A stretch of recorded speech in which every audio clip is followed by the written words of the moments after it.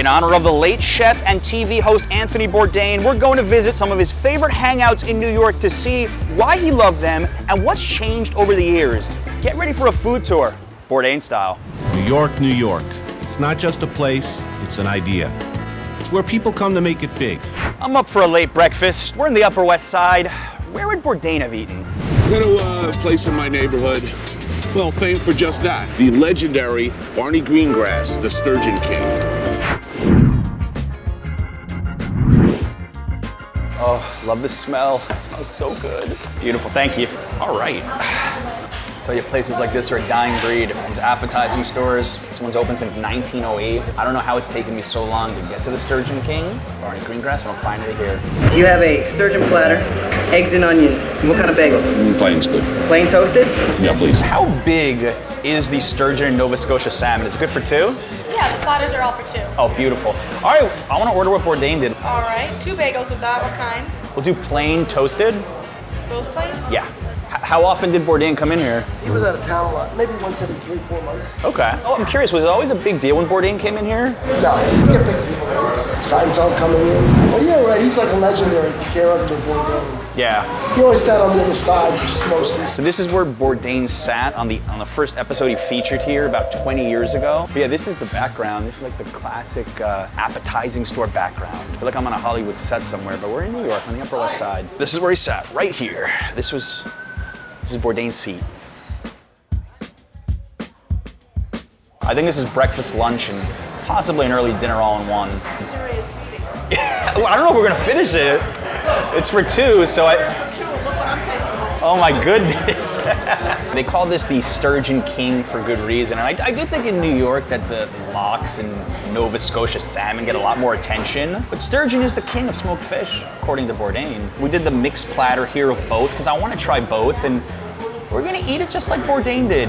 Now, one thing that I don't agree with Bourdain about was toasting a bagel, but ordered it exactly like he did. To get the sturgeon, look how flaky this sturgeon is. It's just falling apart on my fork. I have never actually had sturgeon in my life. I've had Nova salmon plenty of times. And so Bourdain has inspired me to do this, like I'm sure he's inspired many of you. All right, let's try this.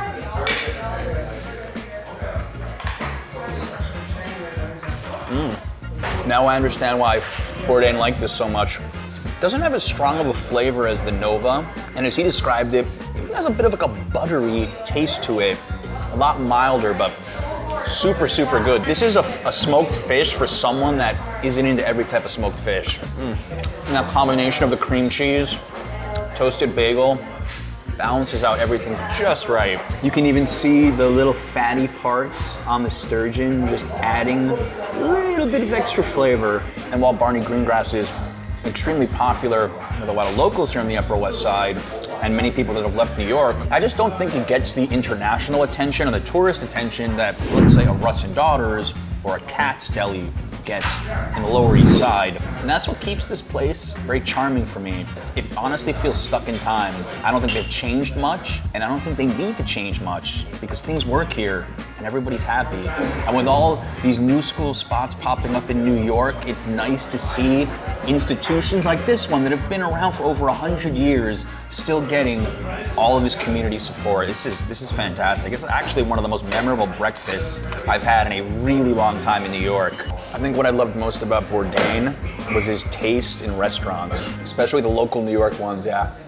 He knew where to go. Okay, I've done Russ and Daughters before. Curious how this Nova salmon is.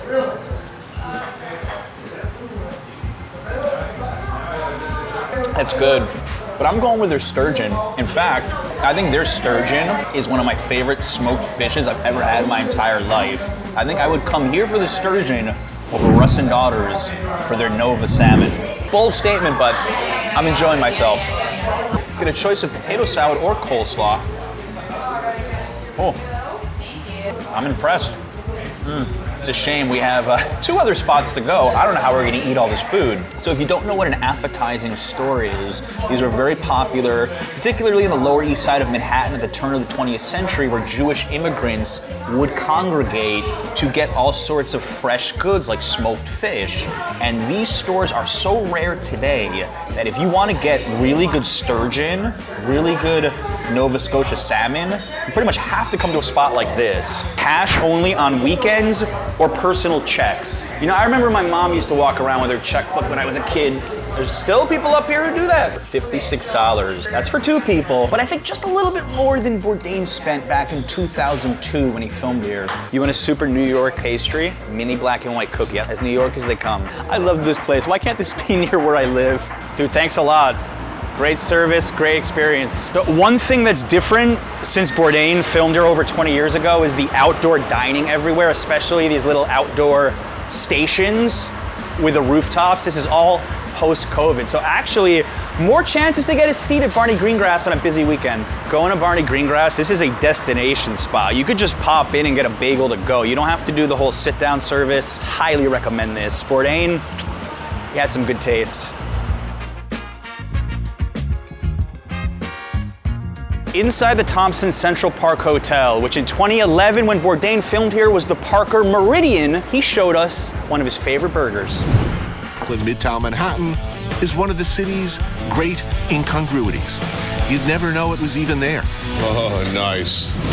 All right, let's show you how it's done. I feel like we're checking into a fancy hotel because, well, we kind of are. So we've actually filmed Burger Joint in the past, and they were closed for a while for COVID. They have reopened in a different part of the hotel. There's even a sign for it. This is kind of like New York's worst kept burger secret. What could possibly lie behind this curtain? We made it. Just gotta find that sign. All right, it's just a little bigger since Bourdain filmed here over 10 years ago. It's got the same vibe though. It's got that East Village punk rock thing going on. 1 cheeseburger, $13.50. Also more expensive since when Bourdain was here. All right, I'll try to order as close to Bourdain's method as possible. Cheeseburger, medium rare, everything, beer. Fries? No. Can we get 2 cheeseburgers medium with the works and 2 Diet Cokes? Fries? No. Some guy almost stole my burger. Some guy with the same name went and took these and they had to stop him like he stole my luggage at the airport. So Burger Joint is usually in the equation for best burger in New York City. When you have that argument, ask 5 New Yorkers where their favorite burger is. 4 are probably gonna say Shake Shack. Oh, that's a messy burger. We got a cheeseburger with the works, lettuce, tomato, onions, sliced pickles, mayo, mustard, ketchup, all in one. Bourdain came here, I think, when it was a little bit more of a hidden gem, and now everybody knows about it. Although Bourdain was impressed that you can get good food inside of a hotel. That was a pretty foreign concept to him. Who would have guessed good food in a hotel? I mean, it's unbelievable. What is not dripping onto this patty right now? I haven't had this burger in like 4 or 5 years. It has been too long, my friend. Let's try this.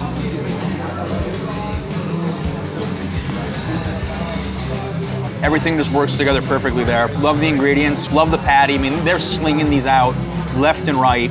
They know what they're doing. Didn't even want the fries. Don't have the stomach for it. Definitely, though, have the stomach for this burger. Would I call this New York's best burger? Probably not. The fact that it's right near Central Park and there's a little bit of an adventure to find it, definitely worth the trip. Bourdain insisted that all burgers need to be ordered medium rare. How do you order your burger? We did this one medium. Curious. I feel like we are due on this channel for a best burger in New York video. Now, I know many of you are gonna ask, would I take this over Shake Shack?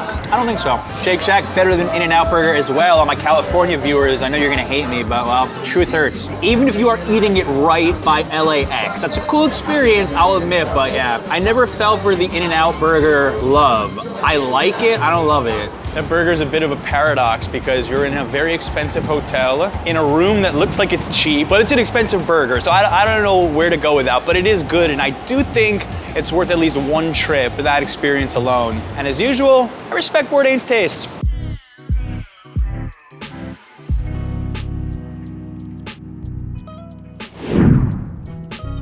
Now this looks like a spot that Anthony Bourdain would really appreciate. This is Rudy's, home of the free weenie. That's right, hot dogs. If you're lost, just gotta find the pig. at all your videos and checking out your guides, so thank you. Oh, you're welcome. We're actually filming right now. Like, as we speak, we're filming Anthony Bourdain's favorite spots, so we're about to pop into Rudy's. Where are you guys from? Portugal. Oh, cool. Well, this isn't our first rodeo at Rudy's, I will tell you. I don't eat onions or sauerkraut or any other nonsense. I'm a purist, so mustard is good enough. Oh, yes, delightful. Thank you, sir. Can I get 2 of the Rudy's Blondes, a hot dog with mustard? Thanks. I mean, how many dive bars are pretty busy at 2 o'clock on a Thursday? Rudy's is an institution, and Bourdain knew that better than anybody. And we're ordering exactly what he ordered: a beer, a hot dog, just mustard. That's it. That's the beauty of Rudy's. You get a free hot dog with every drink you get. This could be one of the best cheap eats deals in New York City. I love Rudy's.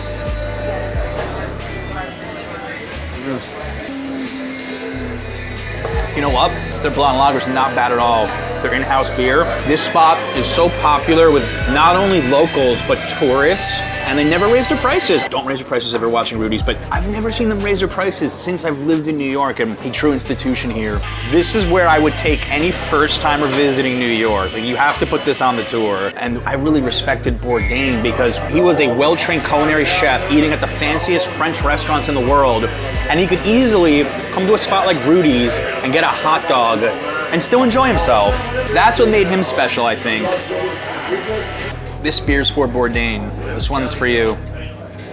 For inspiring all of us to travel like a local, to really explore things. I definitely have been inspired with my YouTube channel by Anthony Bourdain, as I'm sure many of you have been as well. I've been visiting his favorite spots and showing them off. I feel like we're paying our respects to him in the best way I can. People are always coming in for him. Talk about Bourdain and see him. There's always articles and videos. People look back and see that and they want to like come relive some of what he did. So the booths here before COVID used to be duct taped. It was like a thing of legend. And he said after COVID, they actually got new leather for the booths, but they've told me that they will be putting duct tape on eventually. And they are open from 8 in the morning until I believe 4 o'clock in the morning. I think that we're doing it right because Bourdain used to like going to bars in the afternoon when no one was around, you know? It's an interesting time to have a beer, but it's a good time to have a beer. I love it. A pitcher of the Rudy's Blonde is $12, okay? There's some stuffy Manhattan bars where one beer is like $9 or $10. If you're a big fan of Bourdain and you want to see even more spots that he loved in New York, head to this video next. It's a good one.